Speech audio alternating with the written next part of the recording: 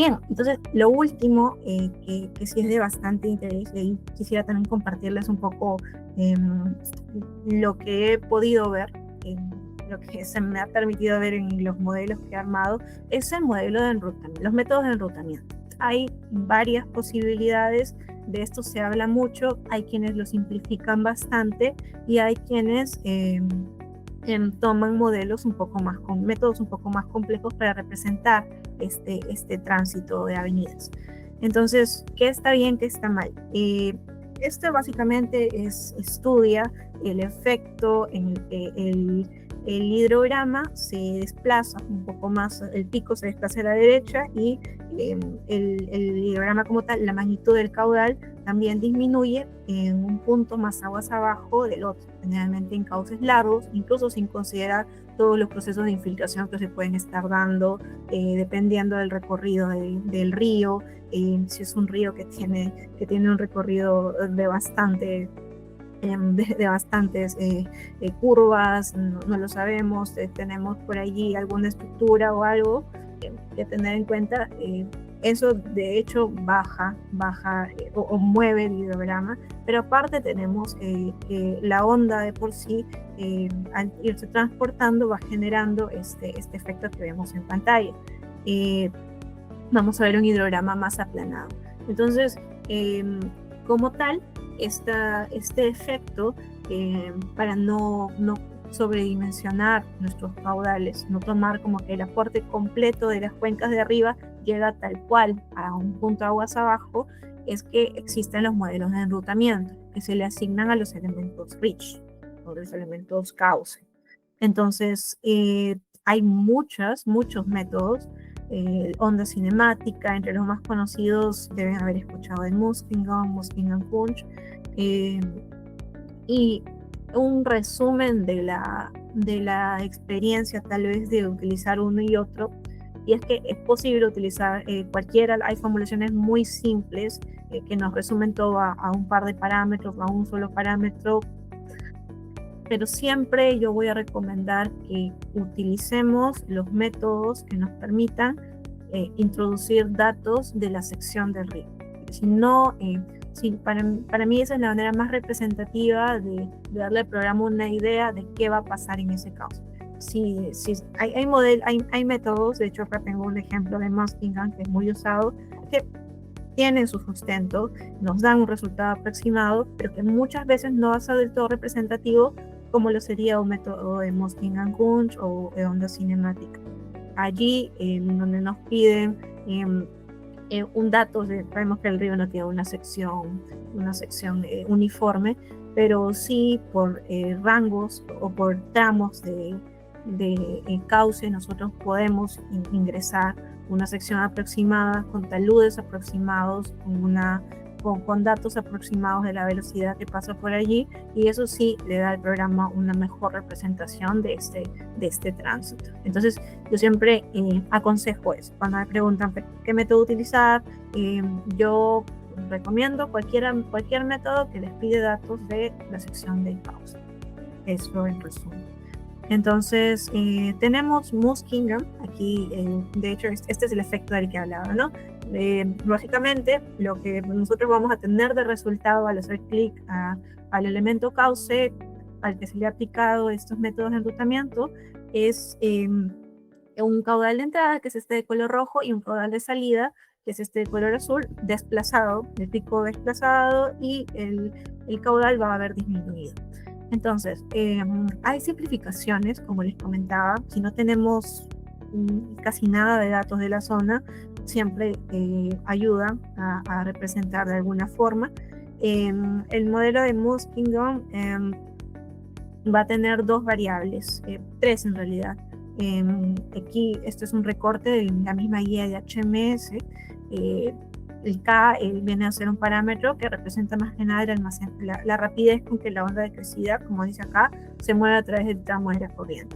Mientras que X es el efecto de la longitud del tramo de la corriente. Entonces hay formulaciones, aquí la guía de HMS nos muestra algunas, que relacionan la distancia del cauce con la pendiente máxima de la subcuenca, el tiempo de concentración, que ya de por sí también relaciona esos parámetros, hay una simplificación, el 60% de tiempo de concentración, y el X, que tiene un rango de utilización de 0.1 a 0.5 según la guía, y que bueno, ahí nos habla del caso de España. Para valores de pendientes muy bajas recomienda 0.2, para valores de pendientes muy altas 0.35.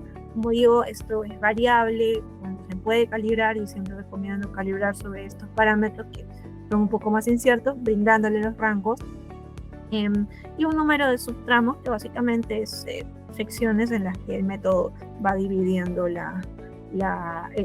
tramo del cauce para poder hacer el análisis, y que se genera a través de esta equivalencia con tiempo de concentración con los parámetros de Kx, siendo n el número de subtramos. Esto tiene su sustento, en la guía también se encuentra tal vez más formulado y todo. Como yo les mencionaba, siempre recomiendo utilizar el siguiente método a Muskingum, es Muskingum-Wunsch, que toma específicamente, de hecho lo podemos ver en el programa, si es que para pasar de este punto a otro tenemos un elemento rich. El elemento rich es esto.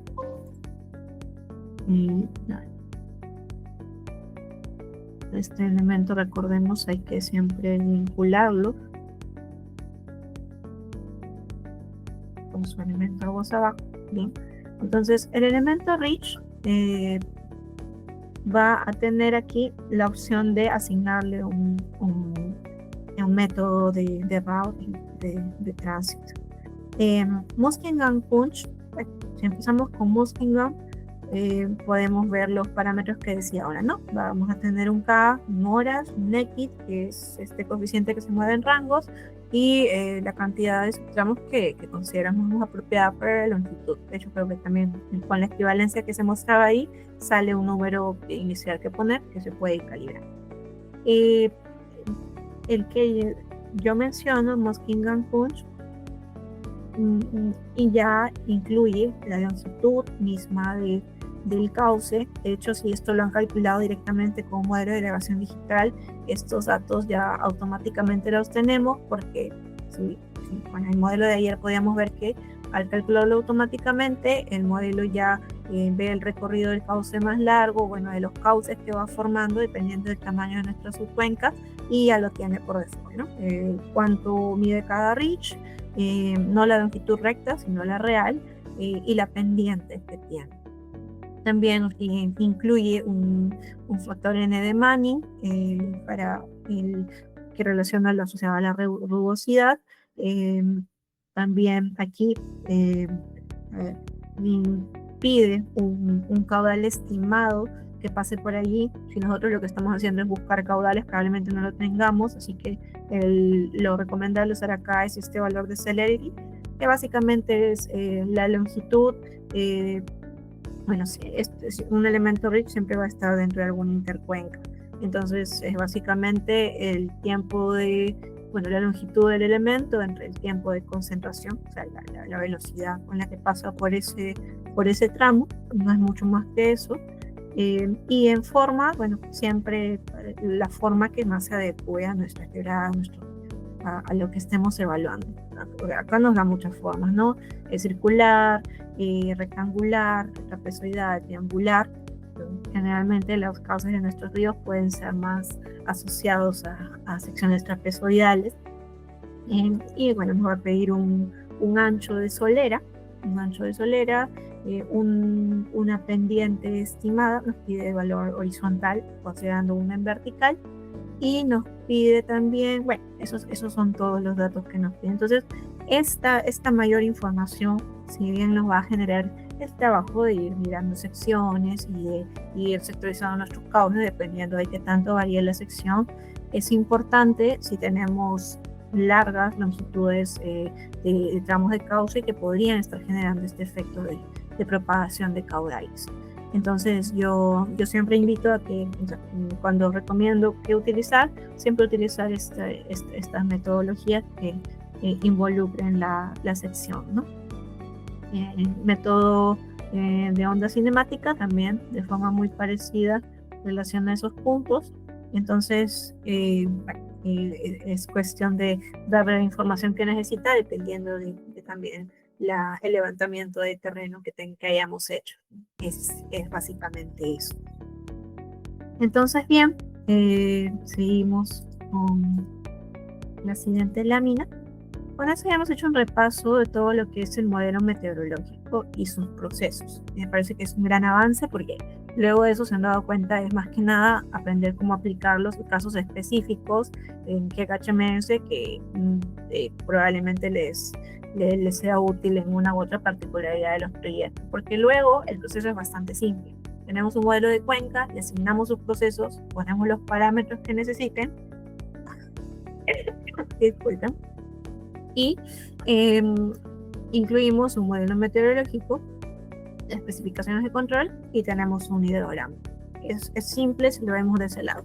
Entonces, un poco la concentración nuestra como especialistas viene del lado de preparar correctamente los insumos que vamos a poner ahí, aprender a calibrarlos y aprender a interpretarlos.